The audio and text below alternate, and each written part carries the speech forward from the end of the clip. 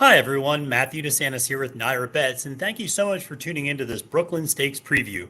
Make sure to like this video and subscribe to the NYRA Bets YouTube channel. Well, we have an exciting Brooklyn Stakes coming up this Friday, July 5th, and here to join me is someone who I trust perhaps more than anybody else in the world when it comes to handicapping, and that is NYRA's own expert handicapper, Andy Serling. Andy, thank you so much for joining me to talk about the Brooklyn Stakes.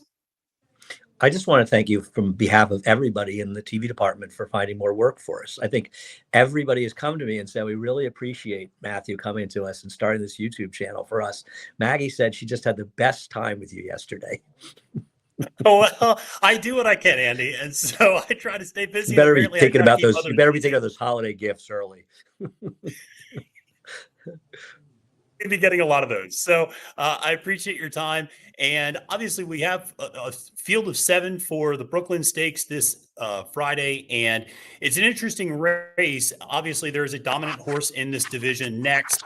And we see a few very strong competitors, though, in this race with Krupe, Mask Parade, and Drake's Passage. Andy, I'm interested. Next has been so dominant. Is this a race where you just look at him and go, he's the obvious single? Or do you think that there's some legitimate competition for him here going 1 mile and 3/8? Well, it's funny. You were talking to me last night about the marathon division, and I said it's not a division, it's a horse. I feel like next is like American Pharaoh. I picked against him in every Triple Crown race, in the Haskell, and then I picked him in the Travers. So I keep trying stupidly to beat next, which has turned out to be even remarkably dumb for me. And I just sort of deciding that he's really, really good. And obviously he has an advantage over these horses because we know that he can handle the distance. I mean, I don't think we're concerned that Krupe can handle the distance. He certainly ran very well at Cerro Mile and Quarter. He did something a lot of horses didn't do, which was make up considerable ground in that race. And Drake's Passage doesn't feel like a horse show problem getting longer. But the problem is that they all have to get better to beat next. And so while I don't like the idea of, the whole single concept, and I wouldn't want to get involved depending on how I look at the other races, and I still have a little work to do on Friday's card that I'm mostly done.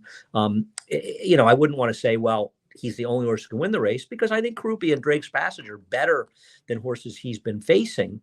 But take, for example, Mask Parade. Well, he lost by less than a length to Krupe last time.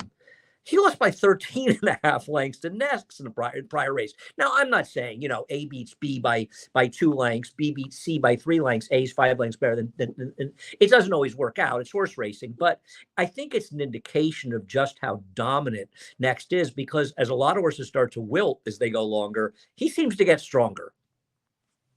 He certainly does. And it's also notable, I think, the pace dynamic in this race. You would imagine Drake's Passage is going to go out front, but Next has, certainly a decent early speed. Granted, those are races going that 12 furlongs and against maybe lesser competition, but you'd imagine Luan Machado is going to have Next sitting second or third in the early going of this race. And a horse like Krupe, you mentioned, needs to make up a lot of ground, typically coming from a little further back. So the pace dynamics will be interesting. And I'm curious, Andy, I know a lot of people have been talking about Next and whether or not he would drop back in terms of cutting back to 1.25 miles. With this race being 1 mile and 3/8, if he runs well, if he wins this race, do you see a future where maybe he tries 1.25 miles in the Jockey Club Gold Cup or in the Breeders' Cup Classic? I think riding the Breeders' Cup Classic would be sort of inane, depending on what's available to him. And remember, he's a gelding. So it's just money. And money's good, don't get me wrong, but it's not going to create any stallion value for him. But, you think about the connections, and I think he didn't even end up running. He's obviously got some issues like they all do. And it's remarkable how well that they've done, the trainer's done, really, Doug Cowan's, and keeping him together and running these races, but he didn't even show up for the marathon and Breeders' Cup weekend. So even if they said they're coming to the Classic, I think they'll probably point to the Jockey Club. If things go well here, they'll run the Birdstone at Saratoga, because they may look at it and say, well, what is he going to miss? I mean, I guess he would miss maybe like the Greenwood Cup or something that's on Pennsylvania Derby weekend. And you can't blame them for saying, well, why would we want to run a race that has 3 times the purse where we're going to be 3 times the price? Because Glory's great. And listen, I'm sure they'd love to win the Jockey Club Gold Cup. And I think there's a chance they may take a shot and do that. I mean, winning a race like that, it's pretty cool. But he doesn't have stallion value. So it's just comes down to money. And I actually applaud the connections for doing what they're doing, which is, in other words, why are we supposed to run races where we're going to be 3-4 to 1 because the public wants to see it? We're going to showcase them these races, and they have good purses, and we're 2 to 5 in them. So we'll see. But if he runs a big race here, I mean, listen, there's not, I understand why we all feel that way. He's running 105 buyers. Who the heck is consistently running those figures in the older horse division, right? So I think they might do it. The question is, does his advantage get more substantial as they stretch out?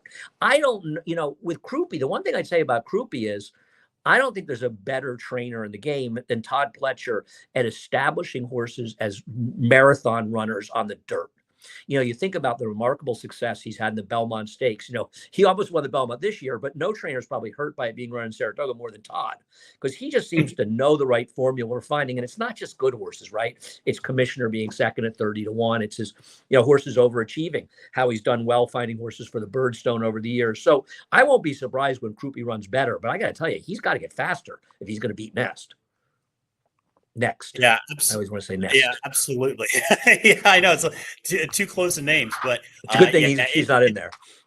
It is. That would be quite confusing. And so, this is going to be an exciting race for the Brooklyn Stakes, obviously, on Friday, July 5th. Make sure to play all of the races that day on NYRA Bets. But Andy, I'm like you. I look at Next. I think this is just the best horse by a considerable margin in this race. And I've given up a couple of races ago trying to beat him. And we'll see if I can, keep just riding that train and see where he ends up running next after this. But appreciate your time on this video. And thanks so much for joining me. Anytime. All right. See you later.